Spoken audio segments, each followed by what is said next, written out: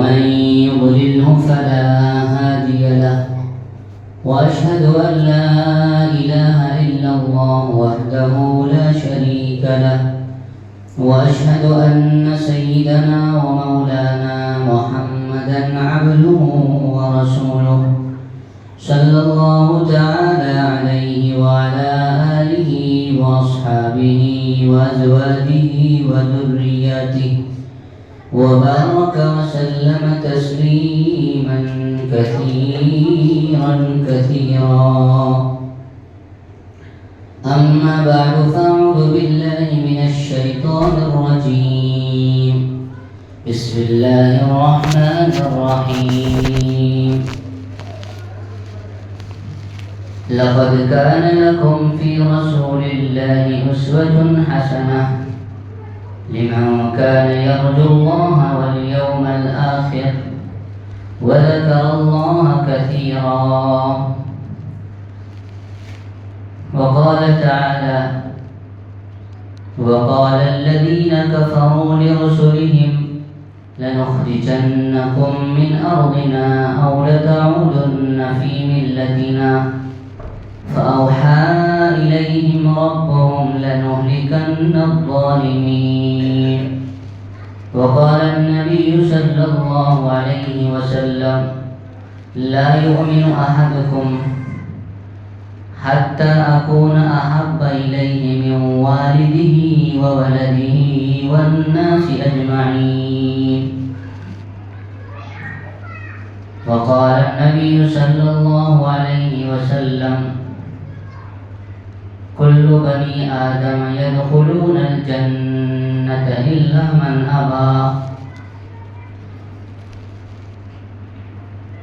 قيل: ومن أبى يا رسول الله؟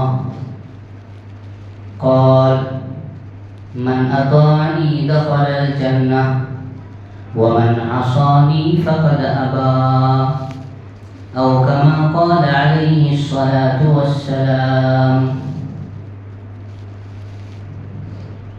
میرے محترم بزرگوں اور دوستوں، گزشتہ جمعہ کو میں نے آپ حضرات کے سامنے رسول کریم جناب محمد رسول اللہ صلی اللہ علیہ وسلم کی عملی زندگی کے بارے میں میں نے آپ حضرات کے سامنے چند اوصاف ذکر کیے تھے کہ پیارے آقا جناب محمد رسول اللہ صلی اللہ علیہ وسلم کے کیا کیا اوصاف تھے.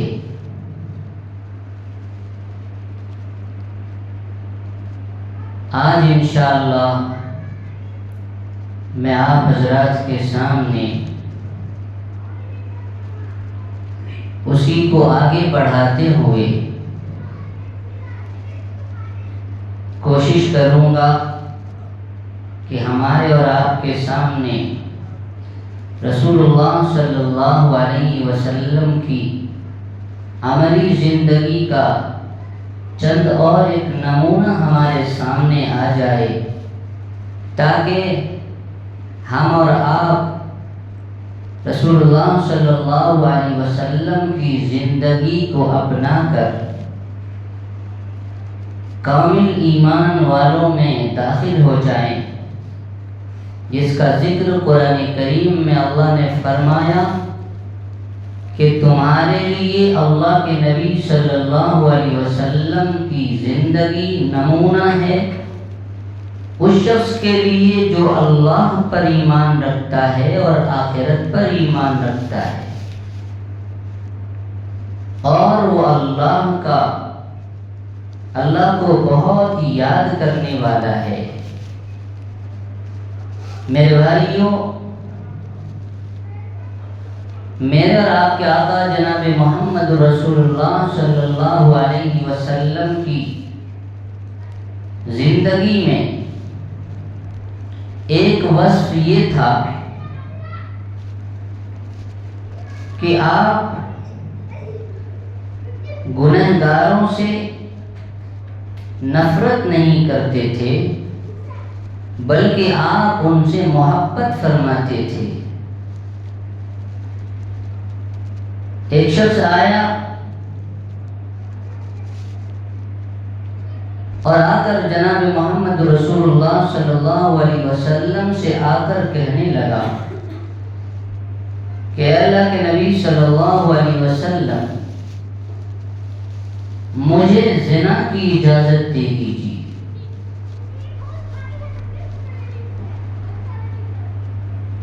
صحابہ کرام جب یہ بات سنی تو ان کو بہت غصہ آیا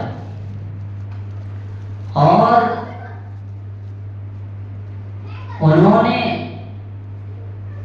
غصے کی نگاہ سے ان کی طرف دیکھا، لیکن قربان جائیے آقا صلی اللہ علیہ وسلم پر کہ آپ نے نہ ان پہ غصہ کیا، نہ ان کو ڈانٹا اور نہ ہی اس کو کچھ برا بھلا کہا، بلکہ بہترین انداز سے ان کو سمجھایا کہ اچھا بتاؤ، کیا تم یہ پسند کرتے ہو کہ کوئی تمہاری ماں کے ساتھ زنا کرے؟ تو وہ کہنے لگے کہ یہ تو میں بالکل پسند نہیں کرتا۔ تو اللہ کے نبی صلی اللہ علیہ وسلم نے فرمایا کہ جس سے تم زنا کرو گے وہ بھی کسی کی ماں ہوگی، وہ بھی کسی کی ماں ہوگی۔ پھر فرمایا کیا تم پسند کرتے ہو کہ تمہاری بہن سے کوئی زنا کرے؟ کہا کہ ہرگز نہیں۔ فرمایا جس سے تم زنا کرو گے وہ بھی تو کسی کی بہن ہوگی۔ پھر اسی طریقے سے یکے بعد دیگرے بہن کے بارے میں کہ کیا تم پسند کرو گے تمہاری بہن سے کوئی زنا کرے؟ کہا کہ نہیں پسند کروں گا۔ کہا کہ پھر وہ بھی جس سے تم زنا کرو گے کسی کی بہن ہوگی۔ اس پیارے انداز سے آقا صلی اللہ علیہ وسلم نے جب سمجھایا اسے بات سمجھ میں آ گئی۔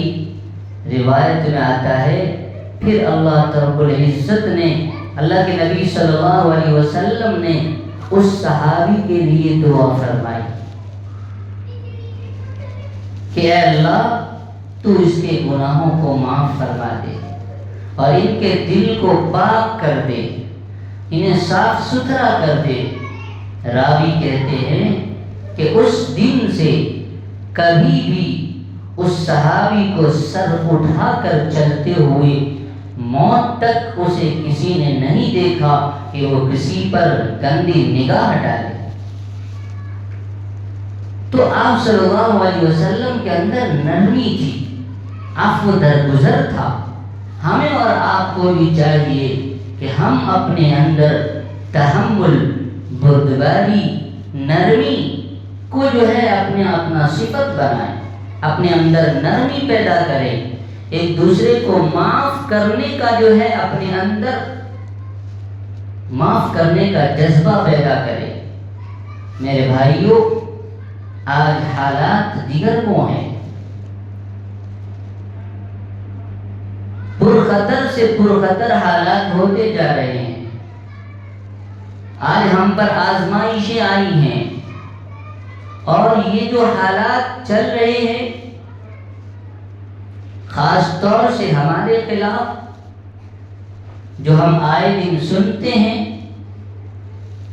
یہ حالات ہمیشہ سے مسلمانوں پر رہے ہیں اور رہیں گے، لیکن ان حالات کا مقابلہ کیسے کیا جائے، ان حالات میں مسلمانوں کا طرز عمل کیا ہونا چاہیے، اس بات کو ہمیں اور آپ کو اپنانے کی اور سمجھنے کی ضرورت ہے۔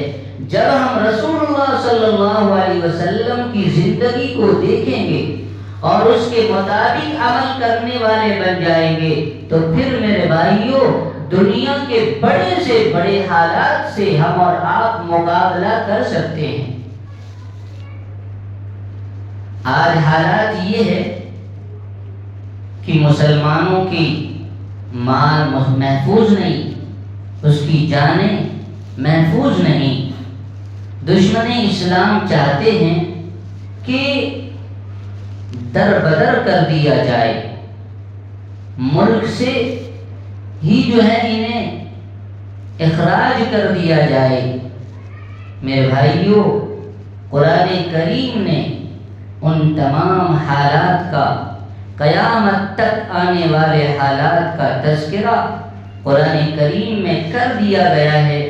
چنانچہ وہ حالات جو آج ہمارے اور آپ کے سامنے نظر آ رہے ہیں، اس کا ذکر قرآن کریم نے کیا۔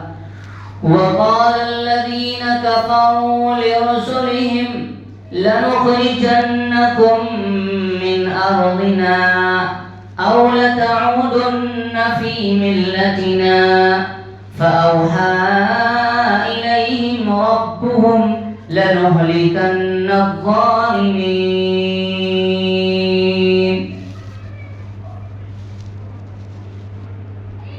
کافروں نے کہا رسولوں سے کہ ہم تمہیں در بدر کر دیں گے۔ آج ایک نعرہ لگا کہ گھر واپسی کا نعرہ، کیا گھر واپسی کا نعرہ، کہ سب کے سب تم جو ہے پہلے غیر ایمان والے تھے، اب ایمان والے ہو گئے ہو، لہذا تم کیا ہو جاؤ، واپس آ جاؤ۔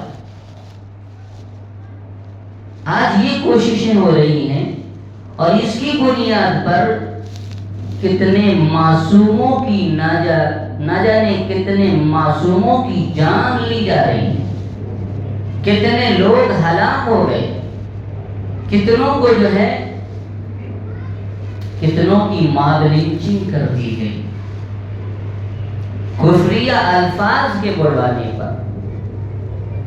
یہ حالات ہیں جو پہلے بھی ایسے حالات آئے تھے۔ ان کا کہنا ہے اَوْ لَتَعُودُنَّ فِي مِلَّتِنَا، واپس آ جاؤ ہماری ملت میں۔ اللہ نے کہا فَأَوْحَى إِلَيْهِمْ رَبُّهُمْ لَنُهْلِكَنَّ الظَّالِمِينَ۔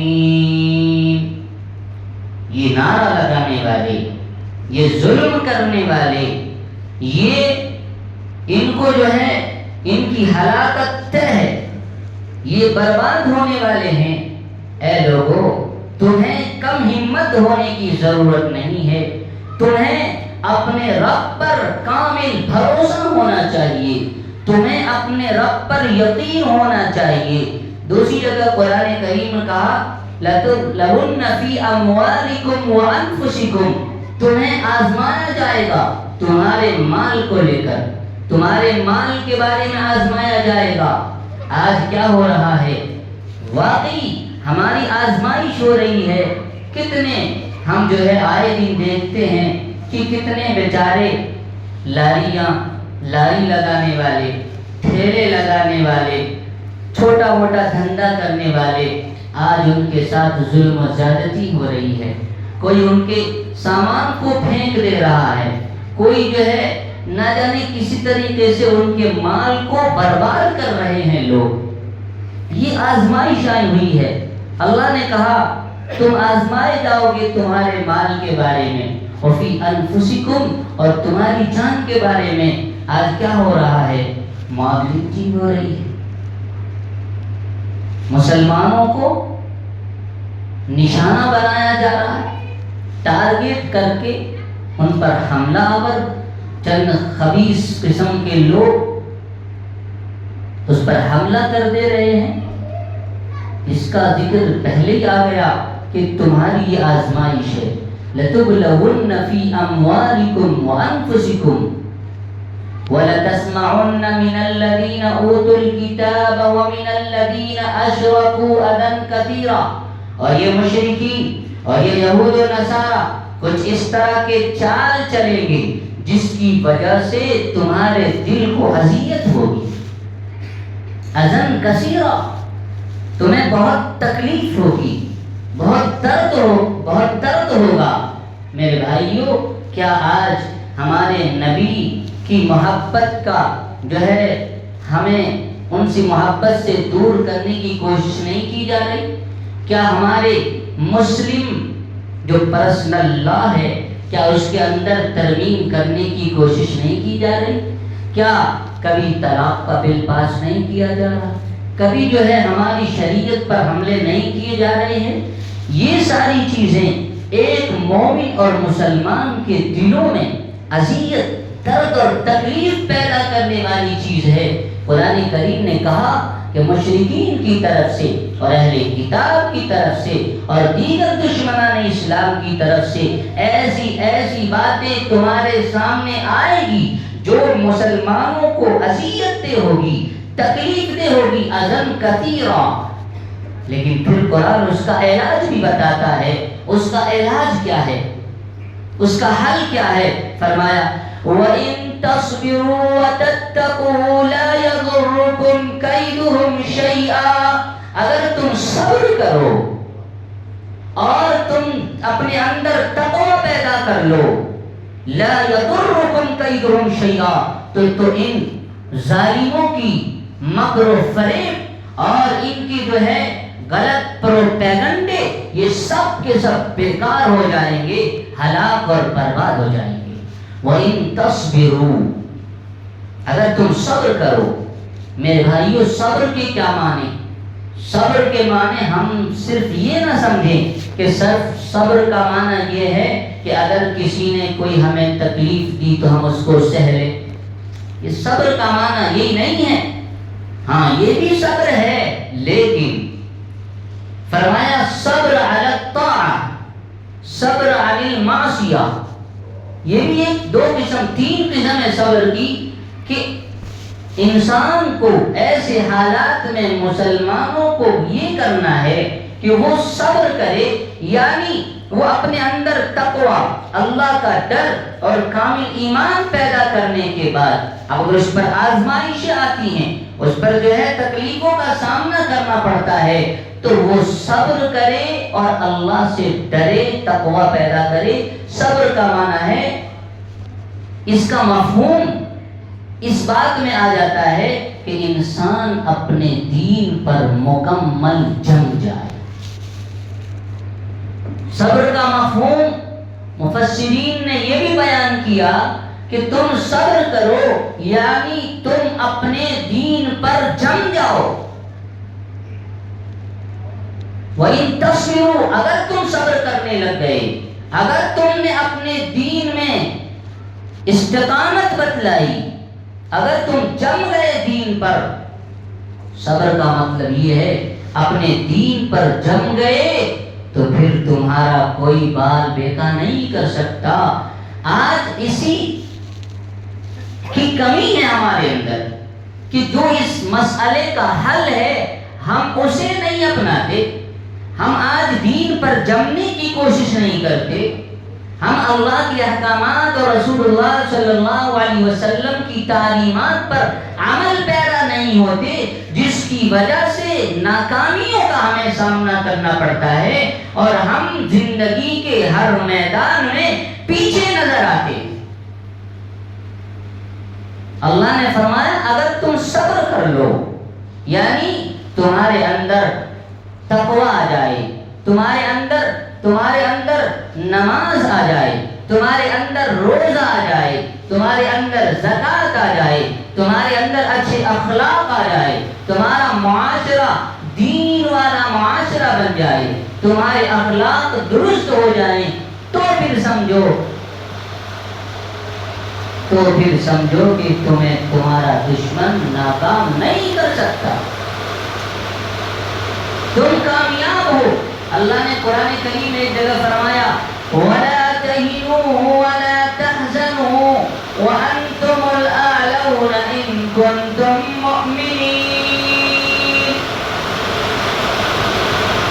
ایمان والوں کے لیے کوئی گھبرانے کی ضرورت نہیں ہے ایمان والوں کو، اور ایمان والوں کو غمزدہ ہونے کی ضرورت نہیں ہے۔ اگر وہ کامل ایمان والا ہے، مکمل ایمان والا ہے، صوم و صلاۃ کا پابند ہے، تو وہی کامیاب ہے۔ صوم و صلاۃ کا پابند ہے تو وہی کامیاب ہے۔ میرے بھائیو، آج اصل میں یہ ہم پر جو آزمائشیں آئی ہیں، یہ ہم پر جو آزمائشیں آئی ہیں، اس کی میرے بھائیو واحد وجہ یہ ہے کہ ہم نے رسول اللہ صلی اللہ علیہ وسلم کا نام تو لیا، لیکن جو محبت رسول اللہ صلی اللہ علیہ وسلم سے ہونی چاہیے، جیسی محبت ہونی چاہیے، اور جو محبت کا تقاضا ہے، اس تقاضے پر جو عمل ہونی چاہیے، وہ عمل نہ ہونے کی وجہ سے آج ہم رسوا اور ذلیل ہیں۔ محبت کا تقاضا کیا ہے؟ اللہ کے نبی صلی اللہ علیہ وسلم کا جو ہے اسوہ کیا ہے؟ ایک حدیث میں اللہ کے نبی صلی اللہ علیہ وسلم نے فرمایا، سل من قطعک، سل من قطعک، جو تم سے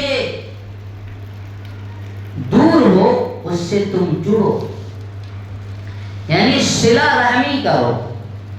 جو تم سے تمہارے ساتھ اچھا برتاؤ نہیں کرتا، تم اس کے ساتھ اچھا برتاؤ کرو۔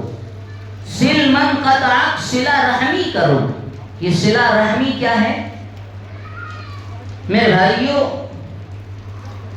رحم کہتے ہیں جس میں ایک بچہ پل رہا ہوتا ہے، اس کو رحم کہتے ہیں۔ جب بچہ مادر رحم سے واپس نکلتا ہے اور دنیا میں آتا ہے تو اس کے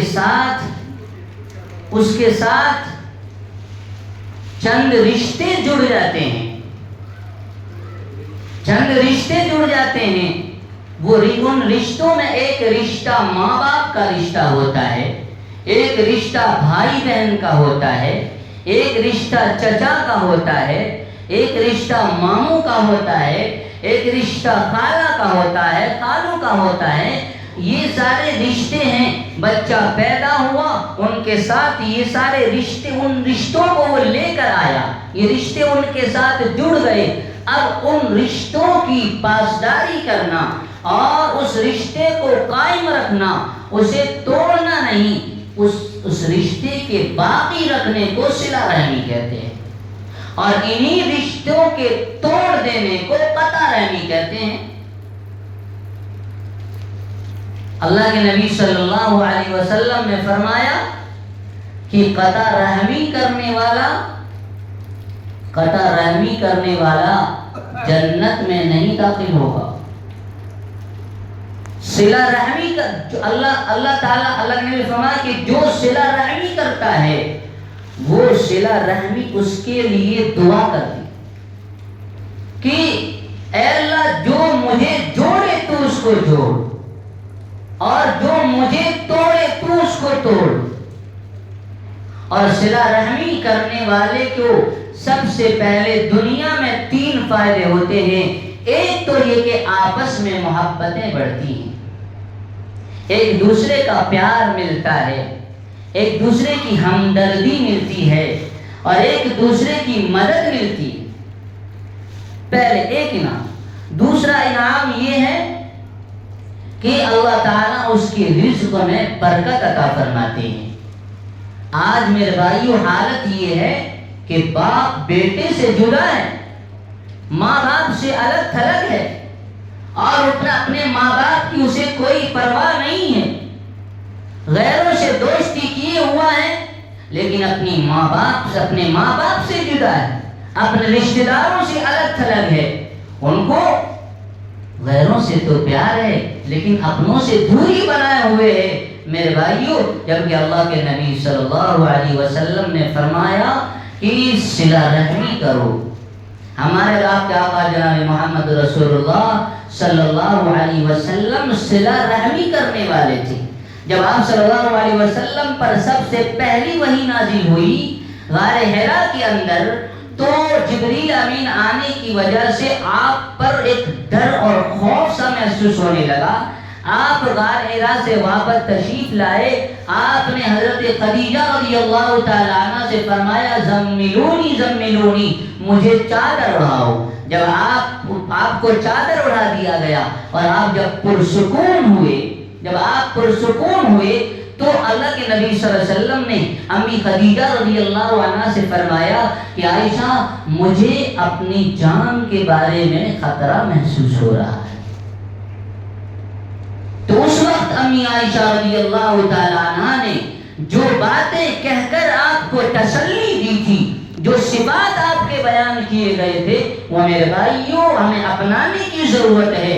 چنانچہ امی خدیجہ رضی اللہ عنہ نے فرمایا کلا لا ما یخزیک اللہ ابدا، ہرگز نہیں، اللہ آپ کو ہرگز ضائع نہیں کرے گا۔ کیوں؟ کیونکہ انک لتصل الرحم، کیونکہ آپ صلہ رحمی کرنے والے ہیں، آپ دوسروں کی مدد کرنے والے ہیں۔ انک لتصل الرحم وتحمل الکلہ، کمزوروں کی بوجھ کو اٹھانے والے ہیں۔ وتکسب المعدوم، اور جو ہے آپ ضرورت مندوں کی ضرورتیں پوری کرنے والے ہیں، ان کے کاموں کو پورا کر کے دینے والے ہیں۔ وتقری الضیف، اور آپ تو مہمان نوازی کرنے والے ہیں۔ یہ آقا صلی اللہ علیہ وسلم کے صفات ہیں۔ وتعین علی نوائب الحق، اور حق کی باتوں میں آپ مدد کرنے والے ہیں، لہذا اللہ آپ کو کبھی ضائع نہیں کرے گا، اللہ آپ کو ضائع نہیں کرے گا۔ تو کیا صفات بیان کیے؟ آپ صلہ رحمی کرنے والے، میرے آپ کے آقا تو صلہ رحمی کرنے والے تھے، اور اگر ہم قطع رحمی کریں تو پھر میرے بھائیوں حالات کہاں سے درست ہونے والے ہیں؟ جب تک ہم رسول اللہ صلی اللہ علیہ وسلم کے اسوہ کو، آپ کے طریقے کو، آپ کے عملی زندگی کو نہیں اپنائیں گے میرے بھائیوں، کامیابی ناممکن، مشکل ہے، ناممکن مشکل ہے۔ اللہ کے نبی صلی اللہ علیہ وسلم کی کیا عادت تھی؟ آپ صلی اللہ علیہ وسلم جب اذان کی آواز ہوتی تھی، امی عائشہ رضی اللہ عنہ فرماتی ہیں کہ پھر وہ ایسے ہو جاتے تھے جیسے ہمیں پہچانتے ہی نہیں، فوراً ان کا رخ مسجد کی طرف ہوتا تھا اور پوچھتے تو کون ہے؟ اللہ کے نبی میں عائشہ، تو کون ہے؟ میں عائشہ، پہچانتے نہیں، کیا کیفیت ہو جاتی تھی۔ یہ ہے اللہ کے نبی صلی اللہ علیہ وسلم کا عمل، صلہ رحمی کرنے والے آپ۔ اور تو صلہ میں رحمی میں کون کون آ جاتے ہیں؟ ماں باپ آ جاتے ہیں، بھائی بہن ہیں، اور دیگر رشتہ دار ہیں، ان لوگوں کے جو حقوق ہیں ان کو ادا کرنا صلہ رحمی کہتا ہے۔ اپنی بیویوں کے ساتھ اچھا سلوک، اللہ کے نبی صلی اللہ علیہ وسلم کا کیا عمل تھا؟ خود امی عائشہ رضی اللہ تعالیٰ عنہ فرماتی ہیں کہ ایسا بھی موقع آیا کہ ایک گلاس میں پانی ہے، آپ جب بھی گھر میں داخل ہوتے تو آپ کے چہرے پر مسکان ہوا کرتی تھی، مسکراتے ہوئے گھر میں داخل ہوتے تھے۔ ہماری حالت کیا ہوتی ہے؟ ہم پورے باہر کا جتنا ٹینشن ہوتا ہے وہ سب ٹینشنوں کو جمع کے بسا کے گھر میں بالکل جلاد ہو کر داخل ہوتے ہیں۔ کوئی اگر بچے اگر ادھر کچھ ذرا سی حرکت کریں، بس لگے ہم ان کو جو ہے ان پر سارا غصہ نکال لیں، اور جو ہے بیوی نے اگر کچھ ادھر ادھر کچھ کم سرس ہوا ہے تو لگے ان پہ جو ہے جھاڑنے۔ میرے آقا صلی اللہ علیہ وسلم جب گھر میں داخل ہوتے ہنستے چہرے کے ساتھ داخل ہوتے، اور جو ہے پھر کیا فرمایا کہ ایسا بھی موقع آیا کہ ایک گلاس میں پانی ہے۔ آپ کی جو ہے محبت کا اظہار کرتے تھے اپنی بیویوں سے۔ گلاس میں پانی، فرماتی ہیں کہ میں جو ہے جس گلاس سے پانی پیتی اس سے آپ صلی اللہ علیہ وسلم بھی نوش فرماتے، اور یہاں تک کہ آپ پوچھتے تھے کہ عائشہ تو نے کہاں پر منہ لگا کر پیا ہے؟ یہاں پر میں جب نشان زد کرتی تھی تو پھر اسی جگہ سے منہ لگا کر آپ صلی اللہ علیہ وسلم پانی نوش فرماتے تھے. یہ محبت سکھلایا ہے آقا صلی اللہ علیہ وسلم نے. تو ایک تو یہ کہ صلہ رحمی کرنا. دوسرا فرمایا سل من قطعک واعف عمن ظلمک، جو تم پر ظلم کرے اس کو معاف کر دو. جو ظلم کرے اسے معاف کرنا یہ آپ کی صفت تھی. چنانچہ میرے بھائیوں آپ کے ساتھ کتنی جو ہے ظلم و زیادتی کی گئی. غزوہ احد کے موقع پر آپ کے چچا حضرت حمزہ رضی اللہ تعالیٰ عنہ شہید ہوئے. آپ کے چچا کو ہندا نامی نے جو ہے ان کے کچا کلیجے کو چبایا تھا، ان کا مسئلہ کر دیا گیا تھا. آپ کو اتنی تکلیف ہوئی تھی، اتنی تکلیف ہوئی تھی کہ جس کی وجہ سے فرمایا سب شہیدوں میں سب سے بڑا شہید حضرت حمزہ ہے. یہ کہا سب سے بڑے شہید حمزہ ہیں. اتنی تکلیف ہوئی تھی. فتح مکہ کے موقع پر جب وہ جو ہے ایمان لائی تو میرے بھائیوں رسول اللہ صلی اللہ علیہ وسلم نے انہیں معاف کر دیا، کوئی بدلہ نہیں لیا. بہت آپ کی زندگی میں بہت سے ایسے واقعات ہیں. ایک شخص آیا اور جو ہے آ کر آپ آرام فرما رہے تھے، آپ کی تلوار اٹھائی اور کہا کہ بتاؤ محمد مجھ سے کون بچائے گا تمہیں. اللہ کے نبی صلی اللہ علیہ وسلم بیدار ہوئے اور جب بات سنی تو کہا کہ مجھے میرا اللہ بچائے گا. جیسی کہا کہ وہ کانپنے لگا آپ کے رعب اور دبدبے سے، وہ تلوار بھی ہاتھ سے چھوٹ گئی. اللہ کے نبی نے تلوار اٹھائی اور کہا کہ بتا اب تجھے کون بچائے گا.